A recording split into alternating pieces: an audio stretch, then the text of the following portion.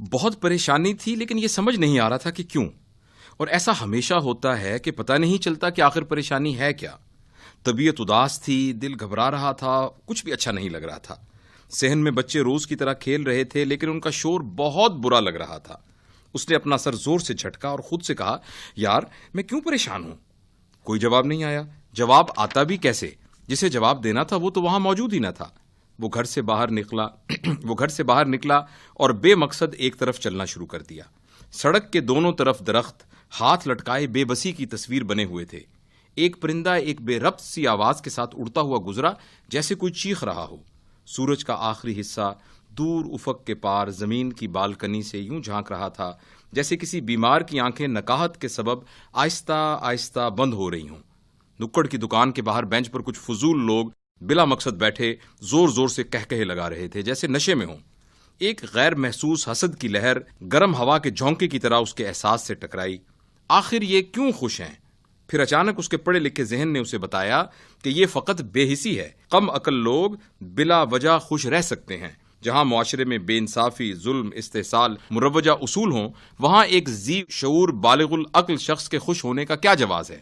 اچانک ایک ربڑ کی گیند اس کی ٹانگوں سے ٹکرائی۔ اس نے مڑ کر دیکھا، بوسیدہ کپڑوں، بکھرے بالوں اور ننگے سر والے چند لڑکے کھسیانی سی ہنسی ہنستے ہوئے اسے دیکھ رہے تھے۔ اس میں سے ایک نے ایک ٹوٹا ہوا بلہ ہاتھ میں پکڑا ہوا تھا۔ اس سے پہلے کہ ان میں سے کوئی کچھ کہتا، اس نے زور سے کہا، حرام زادو! ان میں سے سب سے چھوٹے بچے نے لپک کر گیند اٹھائی اور ٹپکتے ہوئے ناک کو آستین سے صاف کرتے ہوئے بولا، حرام زادہ تو! اور پھر وہ سب شیطان کھی کرتے بھاگ گئے۔ اس نے ادھر ادھر دیکھا، سڑک پر لوگ آ جا رہے تھے لیکن پان کی دکان پر کپڑے کی میل خوردہ ٹوپی والے بوڑھے شخص کے علاوہ شاید کسی نے اس کی بات پر غور نہیں کیا۔ اس نے شرمندگی اور نفرت میں ڈوبی ہوئی آواز میں بوڑھے پان والے کو سناتے ہوئے کہا، بدتمیز گنوار لونڈے! لیکن بوڑھا شخص اس وقت پان کے پتے پر کتھا لگا رہا تھا۔ شاید بڑھاپے میں اس کی سماعت کچھ زیادہ ٹھیک نہیں رہی ہوگی۔ اسے یاد آیا کہ روم کی ایک گلی میں جب اس نے ایک لڑکی سے ہوٹل کا راستہ پوچھا تھا تو کیسے وہ لڑکی قریباً 2 کلومیٹر چلتی ہوئی اسے ہوٹل تک چھوڑ کر آئی تھی۔ بھلا جس معاشرے کے بچے اتنے تہذیب یافتہ ہوں گے وہ معاشرہ دنیا میں ترقی کیوں نہ کرے گا؟ اور ایک ہمارا ملک ہے، اجڑ بے ترتیب لوگوں کا ہجوم، نہ تمیز نہ عقل، بیماری، غربت، حادثے، دہشت گردی، نہ جینے کی تمیز نہ مرنے کا سلیقہ۔ ایک حقارت اس کے تن بدن میں بجلی کی طرح کوندی اور اس نے بے ارادہ نفرت سے تھوک دیا۔ اتنے میں مغرب کی آواز سنائی دی۔ مغرب کی آذان کی آواز سنائی دی۔ مؤذن ایک بوڑھا نابینا شخص تھا جسے خدا ترسی میں اہل محلہ نے مسجد کے ساتھ ایک کوٹھڑی دے رکھی تھی۔ کئی لوگوں نے دبے دبے کئی دفعہ کہا بھی کہ اس کا تلفظ درست نہیں، لیکن نہ جانے کیوں کئی برس سے وہی اذان دیتا تھا۔ اذان کی آواز شروع ہوتے ہی اسے بھی مؤذن کی عجیب سی تھرتھراتی ہوئی آواز کا احساس ہوا، لیکن وہ کچھ سوچے سمجھے بغیر مسجد کی طرف چلنا شروع ہو گیا۔ شاید دل کے کسی گوشے میں اسے پتا تھا کہ اس کی پریشانی اور بے بسی کا کوئی روحانی حل ہی ممکن ہے۔ ابھی پچھلے ہفتے ہی وہ بابا جی نور محمد کے آستانے پر بھی گیا تھا۔ ایک کٹڑ اہل حدیث خاندان میں پیدا ہونے کے سبب اسے پیروں فقیروں پر کوئی خاص اعتقاد تو نہ تھا، لیکن پھر بھی پتہ نہیں کیوں ایک ماتحت کلرک کے کہنے پر وہ بابا جی سے ملنے چلا گیا۔ کوئی اور کہتا تو وہ یقیناً انکار کر دیتا، لیکن بابو رحیم بخش ایک باریش نیک آدمی تھا۔ گو اسے اپنے دفتری کاموں کا تو کچھ خاص پتہ نہیں تھا، لیکن اس سے کیا فرق پڑتا ہے؟ سب لوگ جانتے تھے کہ وہ نہ صرف 5 وقت کا نمازی بلکہ تہجد گزار ہے۔ قریباً 11 بجے وہ بنا بتائے اچانک غائب ہو جاتا۔ وہ نمود و نمائش کا قائل نہیں تھا، لیکن سب جانتے تھے کہ وہ دفتر کے سٹور میں چاشت کی نماز پڑھنے کے لیے جاتا ہے۔ وہیں الماری کے اوپر اس کی 1000 دانوں والی تسبیح بھی پڑی رہتی تھی۔ کوئی نہیں جانتا تھا کہ وہ روزانہ آدھ پون گھنٹہ اس پر کیا وظیفہ کرتا ہے۔ تاہم جب بڑے صاحب پر اینٹی کرپشن والوں نے کچھ بے جا سختی کی تھی تو بابو رحیم بخش کی دعا اور وظیفے نے ہی 1 ہفتے میں کیس کا فیصلہ صاحب کے حق میں کروا دیا تھا۔ خیر کرتا تو اللہ ہے، پر اللہ والوں کا وسیلہ بھی تو اپنی جگہ پر اہم ہے۔ بابا جی نور محمد نے اس کا ہاتھ اپنے نرم گداز ہاتھ میں لیا تو اسے بہت اچھا لگا تھا۔ خاص طور پر عود کی خوشبو جو پورے کمرے میں پھیلی ہوئی تھی اسے اپنی روح تک جاتی ہوئی محسوس ہوئی۔ بابا جی نے صرف اتنا کہا تھا، پتر نماز پڑھا کر۔ گو اس بات کو 2-2.5 ہفتے گزر گئے تھے، لیکن کام کی مصروفیات میں نماز میں باقاعدگی رکھنا کون سا آسان کام ہے؟ دفتر کے کام سے ہی 2 بجے جان چھوٹتی ہے، اوپر سے یہ پراپرٹی کا بزنس، نہ دن کا پتہ نہ رات کا، اور رجسٹری برانچ کے چکر اس کے علاوہ۔ لیکن اس کا یہ مطلب نہیں کہ اسے بابا جی کی بات یاد نہ تھی۔ مسجد کے باہر کچھ کیچڑ تھا، لیکن مدرسے کے بچوں نے نمازیوں کی سہولت کے لیے ایک قطار میں 2 اینٹیں جوڑ کر رکھ دی تھیں۔ باقی نمازیوں کی طرح وہ بھی شلوار کے کنارے اوپر کی طرف سرکا کر آسانی سے مسجد میں داخل ہو گیا، لیکن ایک لمحے کے لیے اس نے یہ سوچا ضرور کہ آخر یہ کمیٹی والے کس بات کی تنخواہ لیتے ہیں؟ قہر خدا کا، کم از کم خانہ خدا کے تقدس کا تو کسی کو خیال ہونا چاہیے۔ لیکن آخر میں اس نے وہی سوچا جو سب سوچتے ہیں کہ یہاں کس کا گلہ کریں، یہاں تو آوے کا آوا ہی بگڑا ہوا ہے۔ مسجد میں داخل ہوتے ہوئے البتہ اسے کچھ شرمندگی ضرور محسوس ہوئی۔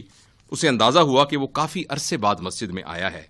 وضو کی ٹوٹیاں جن سے ہمیشہ پانی ٹپکتا رہتا تھا بالکل تبدیل ہو چکی تھیں۔ ایک بڑا گیزر بھی کنارے پر پڑا تھا اور پینے کے صاف پانی کا کولر بھی موجود تھا، اور تو اور بیٹھنے کی جگہ پر سنگ مرمر اور دیوار پر بڑے سارے بورڈ پر وضو کے سارے مسائل اور قبر کی ہولناکیاں اس طرح سے جلی حروف میں درج تھیں کہ سخت سے سخت دل بھی کم از کم ایک مرتبہ تو خوف خدا سے بھر جائے۔ دوسرے کونے میں روپوں اور سکوں سے قریباً آدھ بھرا ہوا مضبوط پلاسٹک کا ڈبہ بھی اسے نظر آیا، جس پر عربی رسم الخط میں درج تھا کہ چندہ دیجیے اور جنت میں اپنا گھر بنائیے۔ 1-2 100 روپے کے سرخ نوٹوں کے علاوہ قریباً سارے نوٹ 10-20 روپے کے تھے۔ مسجد میں نظر آنے والی تبدیلیوں سے اس نے اندازہ لگایا کہ یہ چندہ صحیح استعمال ہوتا ہوگا۔ سابق خزانچی صوفی دلاور پر خرد برد کے کچھ الزامات حاجی سیف اللہ صاحب نے لگائے ضرور تھے، لیکن شاید ان کی وجہ کچھ اور رہی ہوگی۔ اس نے اس فضول خیال کو جھٹک دیا اور وضو کرنے لگا۔ سعودی عرب میں مغرب کی جماعت اذان سے قریباً آدھ گھنٹے بعد ہوتی تھی۔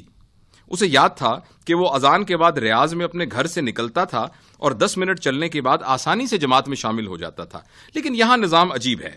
اذان ہوتے ہی جماعت تیار۔ وہ تیزی سے چلتا ہوا مسجد کے اندر داخل ہوا تو امام صاحب سجدے میں جا چکے تھے۔ خیر وہ بھی شامل ہو گیا۔ بابا جی نے صحیح کہا تھا، ایک دم جیسے وہ کسی سایہ دار درخت کی چھاؤں میں آ گیا۔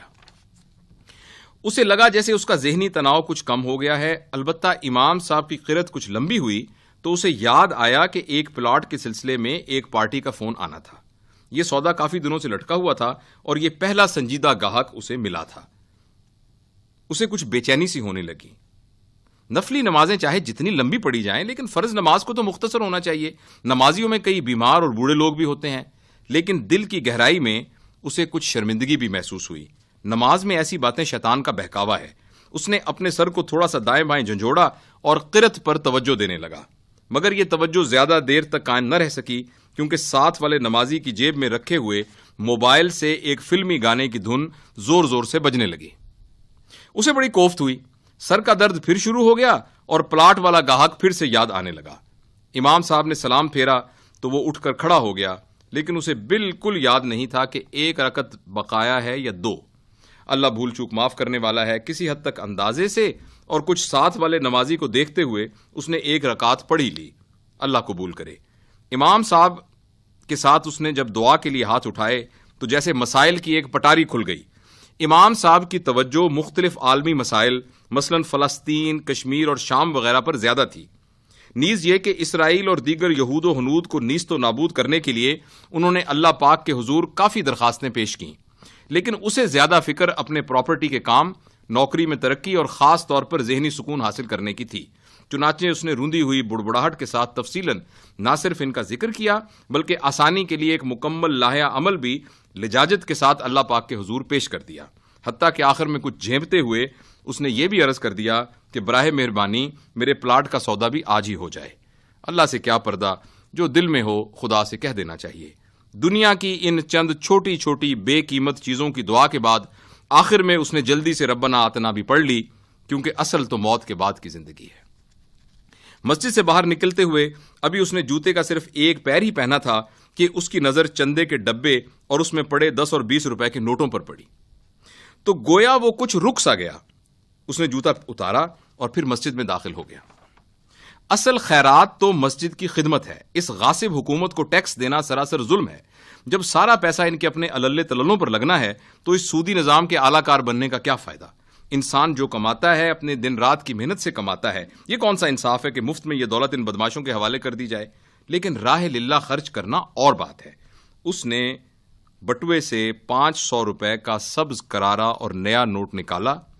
پرانے نوٹ کی نسبت نیا نوٹ نکالنے تو ایک عجیب سی سرسراتی ہوئی دل فریب آواز ضرور پیدا ہوتی ہے۔ گو یہ آواز کچھ زیادہ زوردار نہیں ہوتی، لیکن اسے لگا کہ وضو خانے میں موجود سب لوگوں نے اس آواز کو سنا اور وہ ایک دم کچھ چونک سا گیا۔ اللہ کے دیے ہوئے مال پر ایک طرح کی سرشاری کو محسوس کرتے ہوئے اس نے اطمینان کے ساتھ 500 روپے کے نوٹ کو 6-7 مرتبہ طے کر کے ڈبے کے سوراخ سے اندر سرکا دیا۔ 10-20 روپے والے بھورے نوٹوں کے درمیان سبز 500 روپے کا نوٹ ایسا لگ رہا تھا جیسے غریبوں کی جھونپڑیوں کے درمیان بنی ہوئی پکی حویلی۔ پاس کے لوگوں کی آنکھوں میں بھی ذرا چمک آئی، لیکن وہ ایک پرتفاخر عاجزی کے ساتھ جھجکتا ہوا دروازے کی طرف چل پڑا۔ اپنے مال کو پاک کرنے کے علاوہ اس کی نیت ذرا بھی نمود و نمائش پر مائل نہ تھی، لیکن پھر بھی مسجد سے نکلتے وقت اس نے بے ارادہ پلٹ کر چندے کی ڈبے کی طرف دیکھ ہی لیا۔ مدرسے کا ایک بچہ ایک دوسرے چھوٹے بچے کو انگلی کے اشارے سے 500 روپے کا نوٹ دکھا رہا تھا۔ وہ کچھ ٹھٹکا ضرور، لیکن جلدی سے مڑ کر اپنے گھر کی طرف روانہ ہو گیا۔ گھر میں داخل ہوتے ہی اس کی بیوی نے حسب معمول سوال و جواب شروع کر دیے۔ کہاں گئے تھے؟ کیوں گئے تھے؟ ہم سب پریشان ہو رہے تھے، موبائل کیوں بند تھا، وغیرہ وغیرہ۔ اس نے دل میں سوچا کہ تفکرات زمانہ اپنی جگہ، لیکن اس کی پریشانی اور مسلسل بوجھل پن کی ایک وجہ یہ عورت بھی ہے۔ چاچے کی بیٹی سے شادی کا مطلب پورے خاندان کو اپنے سر پر سوار کر لینا ہے۔ کالج میں اچھی بلی سیٹھ نیاز کی بیٹی اس پر فریفتہ تھی، ذرا سی کوشش سے رشتہ بھی ہو سکتا تھا۔ جانے کیا کیا جہیز میں لے کے آتی۔ آج سے 30 برس پہلے بھی وہ نئی ڈاٹسن کار پر کالج میں آتی تھی، لیکن ابا جی کی وہی ضد، شادی ہوگی تو چاچے بشیر کی بیٹی سے۔ زندگی میں ترقی کرنے والوں کے پیچھے ایک عورت کا مضبوط ہاتھ ہوا کرتا ہے، لیکن اس کی بیوی بس وہی جانتا تھا یا اس کا رب۔ یہ ساری شان و شوکت، مکان، زرعی زمین، پراپرٹی کا بزنس اور دبئی کا ولا صرف اسی کی اپنی ذاتی محنت کا صلہ تھا۔ سوائے ٹینشن دینے کے اس کی بیوی کا اس میں دھیلے کا حصہ نہ تھا۔ اوپر سے ہر روز وہی تقریر، آپ کام کم کیا کریں، اپنی صحت کا خیال رکھا کریں، اتنی دولت کا ہم کیا کریں گے؟ 2 دن نوکرانی کی چھٹی ہو جائے تو بیگم صاحب کی شکل دیکھنے کے قابل ہوتی ہے، دولت نہ ہوتی تو یہ مزے کہاں سے ہوتے؟ بڑی بیٹی کے رشتے آ رہے تھے، وگرنہ اس عمر میں بھی اسے کئی دفعہ خیال آ چکا تھا کہ کسی طرح اس چاچا کی بیٹی سے جان چھڑائی جائے، پر شاید اب یہ اس کی قسمت میں نہیں تھا۔ اسے غصہ ضرور آیا، لیکن کھانے کے بعد سوائے ٹھنڈی چائے کی پیالی کو زور سے فرش پر پٹکنے اور بکواس بند کرو کہنے کے اس نے کچھ نہیں کہا۔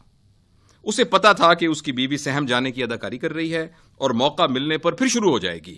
شکر ہے کہ بچے اپنے اپنے کمروں میں تھے، ورنہ یہ ان کے ساتھ مل کر کچھ اور واویلا مچاتی۔ وہ اپنے کمرے میں چلا آیا اور ٹیلی ویژن پر حالات حاضرہ کا پروگرام دیکھنے لگا۔ اسے یقین تھا کہ اس کی بیوی عادت سے مجبور بلا وجہ غصے میں ہے اور وہ آج کمرے میں اکیلا ہی سوئے گا، لیکن خلاف توقع اس کی بیوی دودھ کا گلاس لے کر کمرے میں آ گئی۔ اس نے خاموشی سے دودھ کا گلاس اور دوا کی شیشی بستر کے ساتھ رکھے ہوئے میز پر رکھی اور چپ کر کے لیٹ گئی۔ البتہ چادر منہ پر اوڑھ کر اس نے اتنا ضرور کہا کہ آپ اب سو جائیں، تھک گئے ہوں گے۔ اسے اس ڈرامہ بازی کا کافی تجربہ تھا، لیکن پھر بھی اس نے کچھ نہیں کہا اور ٹی وی کی آواز کم کر کے اس وقت تک مختلف چینل بدلتا رہا جب تک اس کی فربا اندام بیوی کے خراٹوں کی آواز بلند نہیں ہو گئی۔ اس کے بعد اس نے آہستہ سے میز کے نیچے والی دراز کا تالا کھول کر چمڑے کا ایک تھیلا نکالا اور جیب سے 5-5 ہزار کے نوٹوں کی چھوٹی سی گڈی نکال کر تھیلے میں ڈال دی۔ گو ابھی کل ہی اس نے سارے نوٹ گنے تھے، لیکن پھر بھی نہ جانے کیوں اس نے تھیلے کو بستر پر پلٹ دیا اور نوٹوں کو ایک ایک گڈی کر کے دوبارہ گننا شروع کر دیا۔ آج والے نوٹ شامل کر کے خدا جانے کل کتنے پیسے ہوئے، لیکن اسے لگا کہ شاید گننے میں کچھ غلطی ہوئی ہے۔ اس نے یہ سوچتے ہوئے کہ اب دوبارہ آدھ پون گھنٹہ کون لگائے، سب نوٹوں کو واپس تھیلے میں ڈال کر دراز میں رکھ دیا تاکہ صبح دفتر جاتے وقت اسے بینک میں جمع کرا دے۔ البتہ اس بات کی خود بد اسے ضرور ہوئی کہ آخر 4 نوٹ کہاں گئے۔ کچھ دیر تو خیر وہ اسی تذبذب میں رہا، لیکن پھر اس نے سوچا کہ اس الجھن کو کیوں نہ ابھی دور کر لیا جائے، لہٰذا اس نے تھیلا نکال کر احتیاط سے ساری گنتی دوبارہ شروع کر دی۔ اللہ کا شکر ہے کہ نوٹ پورے تھے، خون پسینے کی کمائی بھلا یوں کیسے ضائع ہو سکتی تھی، لہٰذا اس نے اطمینان سے دراز کو تالا لگا کر اس کی چابی تکیے کے نیچے رکھ دی۔ وہ چند لمحے آنکھیں بند کر کے لیٹا رہا اور پھر میز کی دوسری دراز سے ایک کتاب نکال کر پڑھنا شروع کر دی۔ یہ کتاب وہ روز پڑھا کرتا تھا۔ کتاب کا نام تھا خوش رہنے کے 12 آسان طریقے۔ پتہ نہیں یہ آج کی نماز کی برکت تھی یا دودھ کے ساتھ کھائی ہوئی نیند کی گولیوں کا اثر کہ ابھی وہ طریقہ نمبر 2 پر ہی پہنچا تھا کہ اسے نیند آ گئی اور وہ سو گیا۔